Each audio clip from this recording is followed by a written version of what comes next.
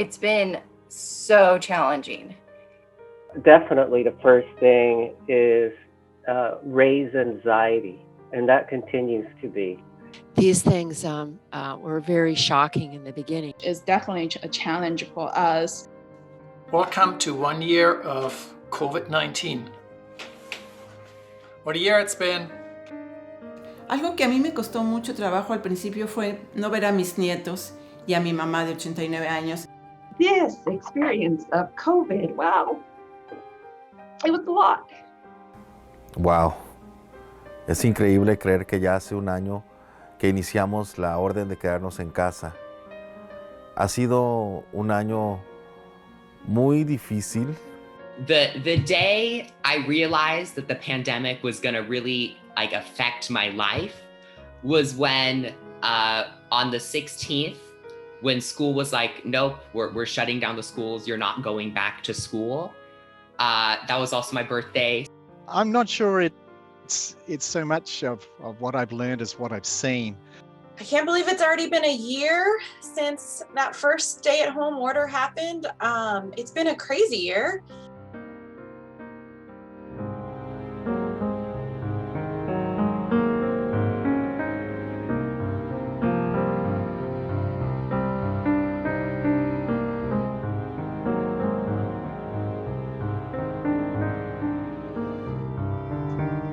It was really hard to stay motivated as well at first. A lot of stuff that I used to really enjoy, I wasn't sure if I wanted to do it because everything was just on a laptop in my room. So I have 3 kids and a husband, and our life was just impacted so much. We just ended up having a great home where our kids were safe and they were happy, loved going to school. And then suddenly when everything shut down, we all just, had to be home. We turned our bedroom into an office. We turned our kitchen into a schoolroom. We had to decide what was most important. Was it my second grader learning math, getting on Zoom, or was it meeting our deadlines, joining Zoom calls, eating at times? There was times where I couldn't even make lunch for myself because I had to make sure the kids were okay and jump on the next meeting. I was initially actually very excited about the opportunity to work from home with my partner and her daughter and actually see them work, see them at school, and look over their shoulders at times. I also figured intellectually early on that this might be an adventure we might be stuck with for some time, but it was unfathomable a year ago that we would do this for more than 3 months. It was unfathomable the first week that we would do this for more than 1 month. And here we are 1 year later, and maybe still another half year to go if we're lucky. I also learned an important life lesson, and that is that no matter how tough you think your life is, there's always someone who has to face challenges that are even tougher than yours. And after interacting with a diverse group of young students across different counties with varieties of backgrounds, I realized how blessed I was and how grateful I should be for everything that I had. School shut down and I did not see my teachers again. We never did any Zooms or anything. All of my clubs that I was doing at school shut down. We just stopped having meetings.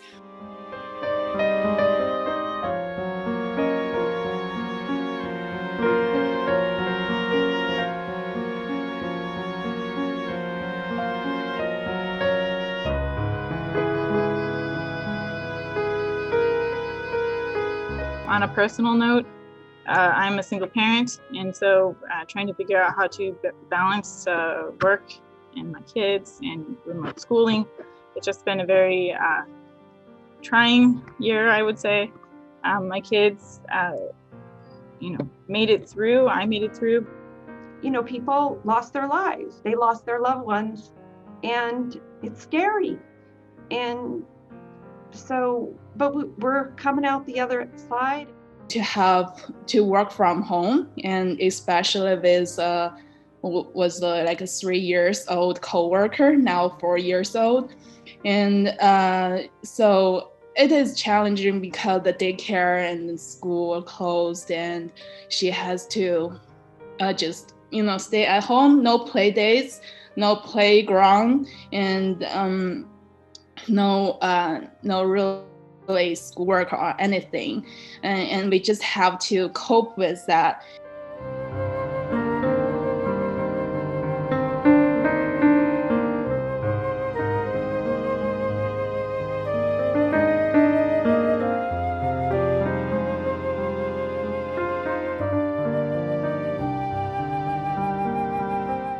Varias personas de mi familia se han enfermado y amigos también se han enfermado, y es un miedo enorme sentir que los puede perder uno.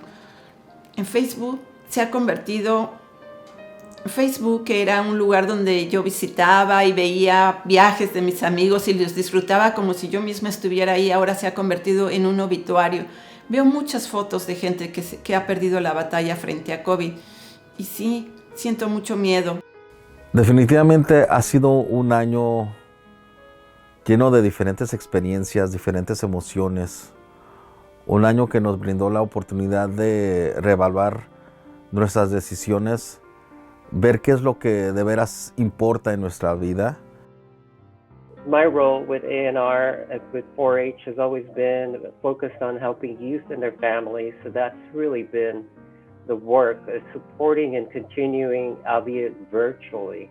That's what has really immediately changed.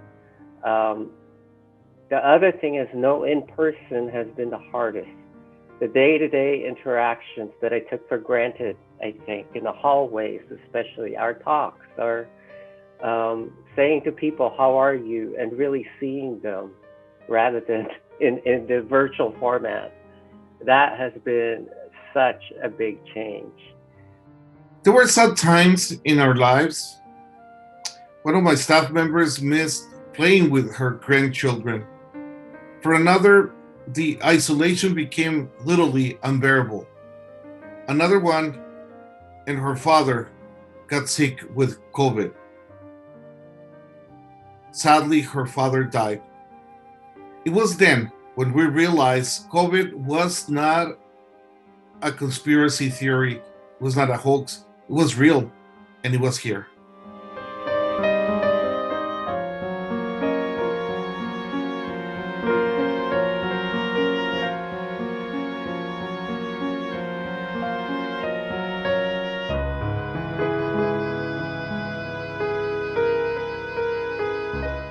Mom has been, isolated and alone, and we're having distance outside meetings and things like that. The immediate concern I had was for my two daughters. They were, one was at Berkeley. She's still there. She's finishing up as a graduate student. The other was is a assistant professor without tenure yet at Penn State. And the teaching was so hard online for her. She just really did not like teaching online. And it was just a struggle. And so we started talking more, doing our Zoom meetings, family Zoom meetings, which was never as wonderful as it sounds, because the kids, it was kind of awkward, 4 people all trying to talk at once. But we've gotten through it. Really, for me, this experience has been incredibly humbling. I learned a lot about my privilege. I am privileged to work for a university in a job that I can do from home. I'm privileged to live in a safe community. I'm privileged to have access to healthcare and expert information all around me, both in the workplace and in my community. I've had 2 daughters who are in the health industry, and thankfully they both are coming through this strong. But because of that, I've been very much aware of what's happening and concerned for them every day as they've gone about their business. And I'm thankful that they remain strong and well. which has been a great thing. I can tell you, I never expected to be sitting here in my home office 1 year later after the going home from the COVID pandemic. It's been kind of a crazy ride, and I think it also has given me time to really think and reflect around the 4-H Youth Development Program and the value that we bring to our community members. The people who have, in the midst of challenge, in the midst of so much sadness at times, people's attitudes of what have been really impressed me. It's the people who can be thankful, who can see the good in things. I think those are the ones that have come through strongly. I wouldn't have made it through this year without my team and their hard work and collaborativeness. They worked very hard through quite crazy circumstances, and it really made me feel much closer to them. I think this year brought us together as a team.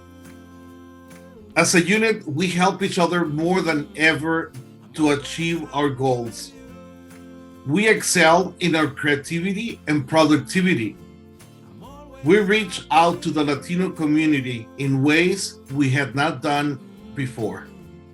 Although the pandemic was devastating and difficult and challenging in many, many ways, the pandemic really brought together the best parts of the 4-H Youth Development Program by providing young people and their adult volunteer leaders with opportunities to give back to their communities. I ran the Alameda County Film and Photo Fest, which was actually the first virtual event in our county.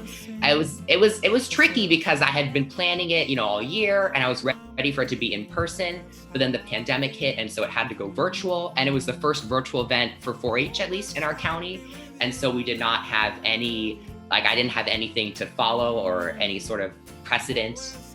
The event actually went really well, and we ended up having more attendees than we would have had in a normal in-person year, just because people who wouldn't normally show up, they were like, okay, I just log onto a Zoom and I can watch all these films and see these photos, and we actually got a higher participation. Me and the rest of the people I work with at 4-H and at my school, we were able to find new ways to do things we used to do.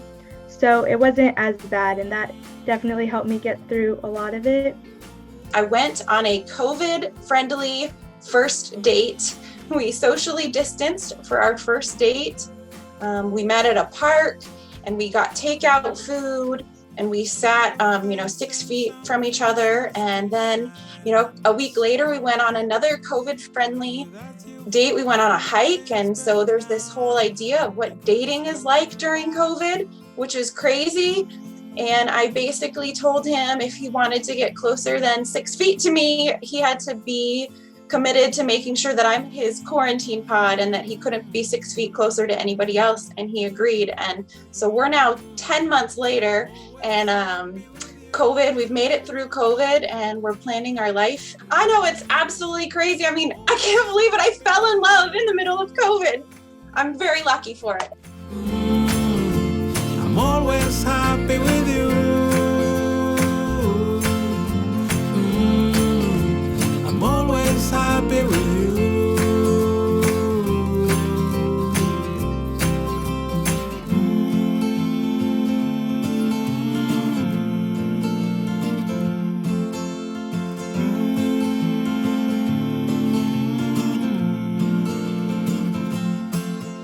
I see your face and I see a big smile in the sky, the biggest I've ever seen. That's when I feel that I'm happy